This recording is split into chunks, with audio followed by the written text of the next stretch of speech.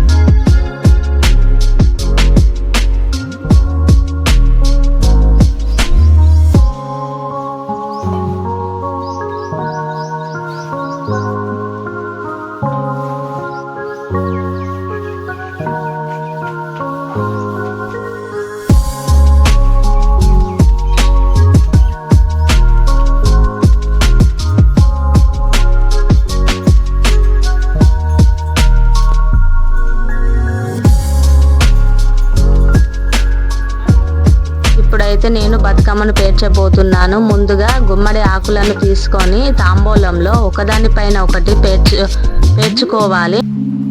ఇలా పేర్చుకున్న తర్వాత కుంకుమ పసుపుతో 5 బొట్లు పెట్టుకొని బతుకమ్మను పేర్చుడు స్టార్ట్ చేసుకోవాలి.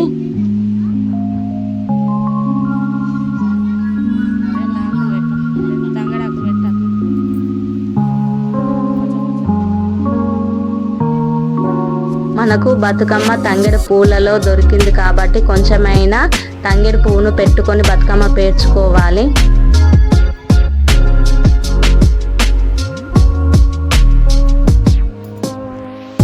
బంతి పూలు, కట్ల పూలు, సీతమ్మ పూలు, వివిధ రకాల పూలతోటి బతుకమ్మను పేర్చుకోవాలి.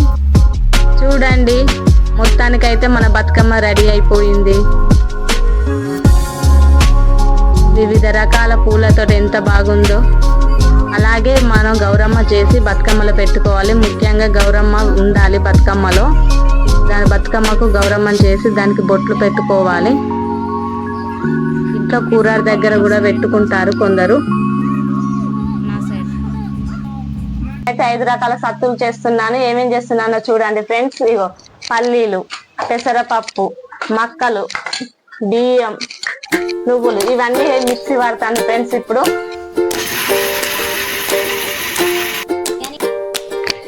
మొత్తంగా 5 రకాల సత్తులను కలిపి పెట్టుకున్నాను.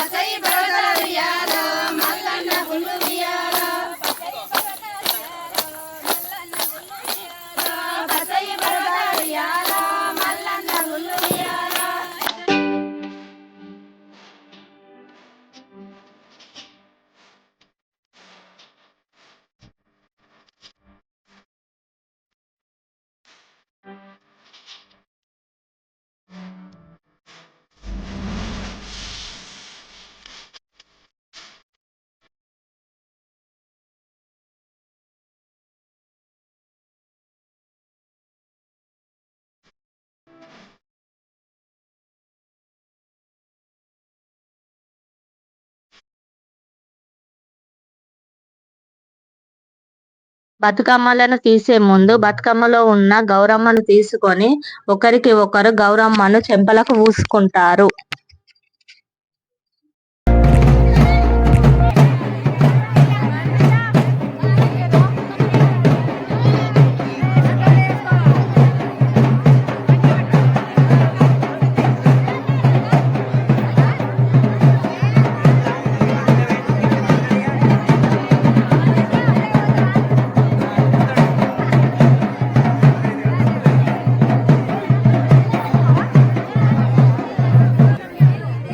ఇలా బతుకమ్మను డోలు చప్పుళ్లతో బతుకమ్మను చెరువు దాకా తీసుకొని వెళ్ళి పోయిరా బతుకమ్మ మళ్ళీ ఏడాదికి తిరిగి రావమ్మ అంటూ చెరువులలో బతుకమ్మను వదిలిపెడతారు.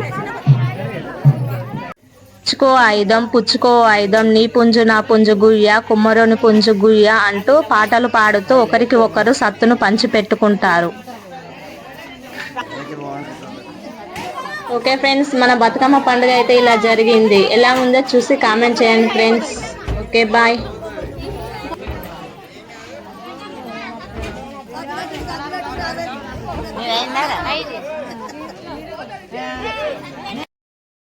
Hi friends, how are you all? My name is Srinitya. Please subscribe my channel.